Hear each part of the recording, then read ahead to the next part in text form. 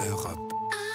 Europe 1. Bonjour Marion Lagardère. Bonjour Patrick, bonjour Julie, bonjour à tous. Ce matin, dans vos journaux et dans votre humeur, donc, j'ai comme un air de légèreté. Oui, alors certes, Donald Trump fait toujours quelques unes, comme celle du Monde et du Point. On trouve aussi Recep Tayyip Erdogan, la menace en couverture de l'Obs. Mais force est de constater que ce matin, c'est la légèreté qui prend le dessus. Alors déjà parce que, comme l'écrit Alain Raymond dans le billet de la Croix, aujourd'hui 21 juin, c'est l'été. Et ça, dit-il, c'est une info en béton. Ensuite, parce que comme nous l'apprend la photo du jour des Échos, ce 21 juin est également la journée mondiale du yoga. Et oui, l'occasion de découvrir le zen. Et puis vous n'y couperez pas, ce 21 juin, c'est aussi la fête de la musique, l'incontournable en une de La Montagne, Nice Matin, du Courrier Picard, La République des Pyrénées ou encore de l'Union. À lire notamment l'interview croisée dans Le Parisien de Jean-Michel Blanquer et Renaud Capuçon, le ministre et le violoniste, qui s'associent pour promouvoir le classique à l'école. Objectif, avoir 1 million de collégiens dans des chorales l'année prochaine, parce que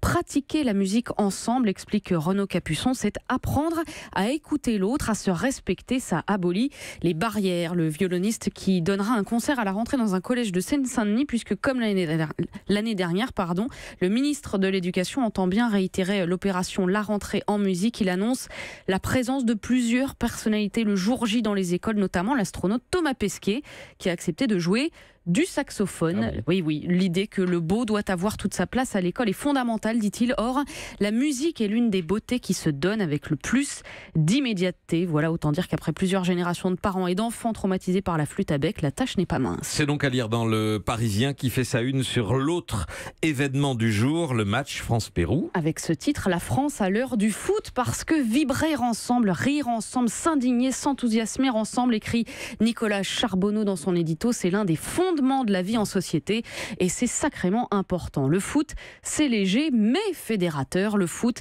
c'est ce patron qui a fait installer un écran géant au bureau pour que ses salariés puissent fraterniser avec leur chef de service au premier but de l'équipe de France. C'est ce prof qui explique qu'il écrit le score des matchs au tableau pour que ses élèves puissent regarder le cours tout en suivant les matchs. C'est aussi Cédric, trader, qui affirme toujours dans Le Parisien: si la France passe en quart, je demande ma copine en mariage. Et oui, à quoi ça tient l'amour aujourd'hui ? Encore faut-il qu'on gagne, et là-dessus la presse est assez inquiète. Assez parlé, résume l'équipe. Rassurez-nous, titre le Dauphiné. Gagnez avec la manière, lance la Dépêche du Midi. Lâchez-vous, dit la Provence. Faites enfin parler votre talent, ajoute Midi Libre. Les Bleus en une également de l'Est républicain, des DN à 20 minutes, ou encore La Voix du Nord qui titre Coupe du Monde, la machine à cohésion. Alors si vous vous dites que c'est trop, eh bien rassurez-vous, au Pérou, c'est pareil, en témoignent les quotidiens comme El Comercio qui nous dit sur son site que la sélection joue sa vie, ou encore El Correo qui donne de l'espoir à ses lecteurs en rappelant que le Pérou a déjà battu la France 1-0. C'était en 82 à Paris. Comme quoi à Lima aussi on a envie de rêver. En même temps, on peut perdre et s'en remettre. C'est ce que nous rappellent plusieurs articles sur la vie post-débâcle électoral des politiques. Et oui, dans Paris Match, par exemple, ce titre, après la politique, il y a de la joie, photo pleine page, d'Arnaud Montebourg, tout sourire dans sa combi d'apiculteur, planche de ruche bourdonnante d'abeilles à la main. Il aurait pu avoir le bourdon, écrit le magazine, mais il a rebondi en créant son entreprise de miel Made in France, évidemment, moins léger. On apprend que, n'ayant plus de chauffeur attitré, évidemment, il n'est plus ministre, il conduit lui-même une Peugeot de location. Et ça n'a pas que des avantages, raconte Match. Le 13 avril dernier, un camion l'a percuté près de Bordeaux et sa voiture s'est retournée sur l'autoroute. Heureusement, nous dit le magazine, il ne s'en est tiré qu'avec une grosse frayeur. Le genre d'accident qui ne risque pas d'arriver à Myriam El Khomri, l'ex-ministre du Travail, pose, elle, dans une rame de métro bondée. L'enfer de la ligne 13, dit-elle. Pour le reste, elle a quand même monté sa boîte de conseil et se sent libre. Libre aussi Fleur Pellerin, qui fait de la gestion de fonds, ou encore Najat Vallaud-Belkacem, qui travaille chez Ipsos. Portrait à lire donc dans Paris Match, qui précise qu'aucun d'eux n'envisage un retour dans l'arène électorale. Lui, en revanche, ne lâche rien.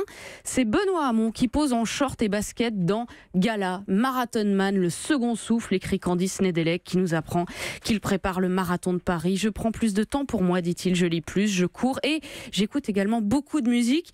Malheureusement, pour ma curiosité légère, on ne saura pas laquelle. Benoît Hamon qui confie aussi à revoir ses habitudes. Par exemple, à la maison, lorsque je passe devant une machine à laver pleine, il m'arrive désormais de revenir sur mes pas là et de me dire que je pourrais étendre le linge.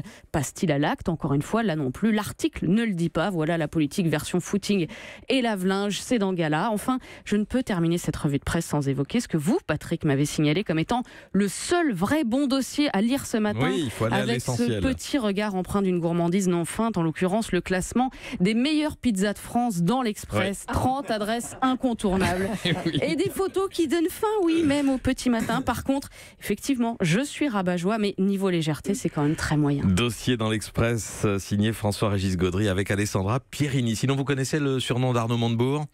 Non. Le président des ruches. Montebourg, vous la connaissez Patrick? L'anagramme d'Arnaud Montebourg, ça donne quoi? art du boomerang. Ah, excellent. Europe 1.